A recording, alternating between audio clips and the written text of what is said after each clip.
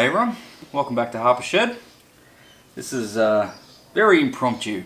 I was just doing a bit of body work on the FC and thought I might do a bit of a channel update and project update.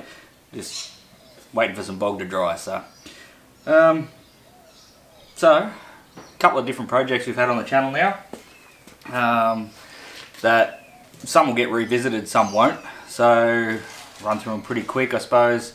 The little chainsaw that I did up, that Stihl, it runs well. I've used it a few times, but I'm having a lot of issues with it when it gets warm. When it's fully warmed up and up to operating temperature, it keeps losing the tune, and you sort of get it running good, and then it'll roll off again, and it loses power when it gets nice and warm. So I think we're going to revisit that again, and I'm going to throw some crank seals in it, because I've found that normally if you get it tuned and run right, and then the tune won't hold, it keeps running lean and then rich, normally it'll run lean, generally crank seals.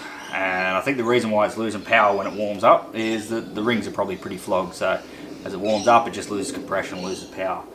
When it's cold, it's a good little saw, it rips pretty good, and it's too good to just chuck in the bin and, you know, forget about it. So I'm going to get hopefully an overhaul kit for that if I can. So crank seals, piston, and ring, and I don't know if you can get them oversized or not, but I'll just hone the bore and slap it together, and hopefully it runs better.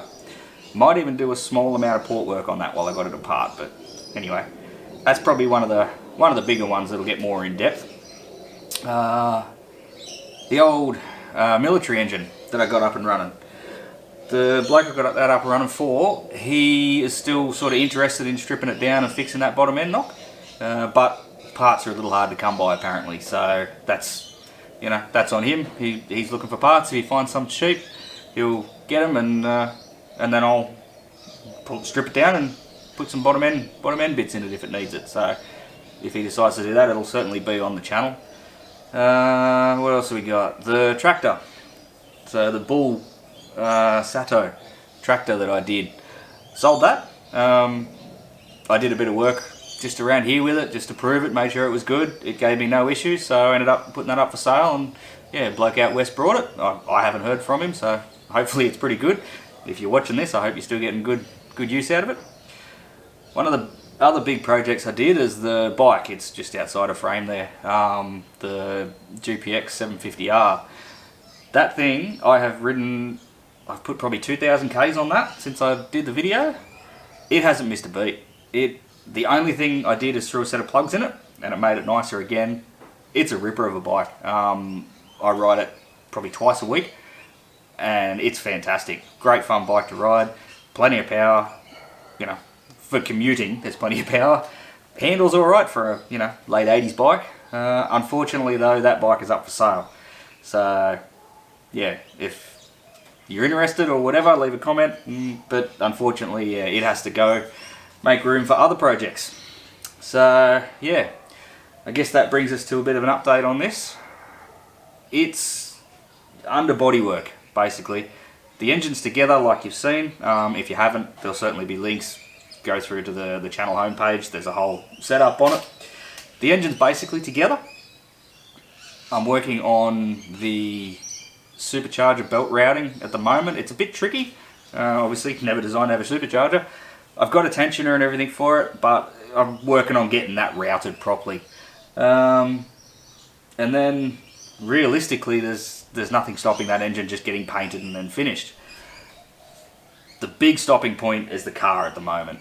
I don't want to chuck that engine in this engine bay, and I have started a video on working in the bay, so hopefully that'll come out soon if I can get a bit more motivation on it. But yeah, engine's pretty well together. It's just bodywork. It's pretty intensive. Anybody that's sort of done any sort of fiberglass body fitting work will know it takes a lot of time, especially when you're trying to do wide body fenders, integral wide body fenders like I'm doing here. It takes a lot of work to get right. So, but once it's together, it should look pretty schmick. A couple of things I have decided with the engine. I'm going to test my fabrication skills, and I'm going to do a full titanium exhaust for it. It's kind of pointless, but you know, cost wise it's more. It's going to cost me about half as much again as what it would to make a full stainless one, but I've never really played with Thai before and I want to give it a go. Plus I think it'll be, you know, cool, so that'll be something to watch out for. I'll do a decent video on that and show you a whole heap of what not to do. I guarantee it, that's what'll be in it. Other than that, it's just ticking along. It's really hard to put a video together with bodywork because you really don't want to sit there and watch me for an hour sanding a panel. So it takes a lot of work on the car to be able to put together a short video. So bear with me with that, I suppose. It just is what it is. A couple of projects that are coming up in the future. Some short term, some not so short term. I'm going to do a bit of a rundown on my patrol. I think it's pretty unique. There's not many MK patrols getting around anymore, and mine's about to get a whole lot more unique. So actually it was on the Wattigans video, I noticed that it was starting to get a bit warm on the way home, and turns out I've cracked a head, which I kind of knew was coming, but anyway. And the other kicker is with the SD33T engine, so the factory 3.2 litre straight 6 turbos, there's not a lot of them around anymore. So that thing is copping an engine swap. It'll have 8 cylinders, but it certainly won't be an LS, so keep an eye out for that. It's going to be pretty wild. At the same time, it's going to get a dual cab chop because I've always wanted to do that, and it'll be pretty wild when it's done.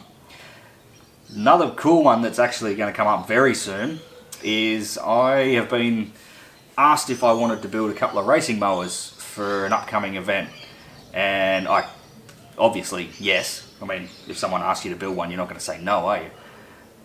So it's a little bit different in that I'm going to build one and my father's actually going to build one. So I'm going to try and do a bit of a father-son build-off, yeah, you know, happening at the same time, but it should be in the next few weekends or whatever. We'll get into that and you'll see it. I'm not going to give away too many details, but I mean, racing mowers aren't anything new by any means, but these have got some pretty wild engine combinations, and they're completely different too. So different drivetrains, completely different engines, but they're both going to be pretty wicked. So definitely keep an eye out for that. And that's about it. So anyway, I'm going to rehydrate, wait for this bog to go off, get back to sanding. So anyway, thanks for watching, I appreciate it, and leave a comment, let me know if there's something else I missed in amongst the videos, and if there's any more information on any of the projects that you've wanted, just leave a comment. I will do my utmost to get back to all of them, and I mean, we'll make it happen. So right, more sanding. Cheers guys, catch you on the next one.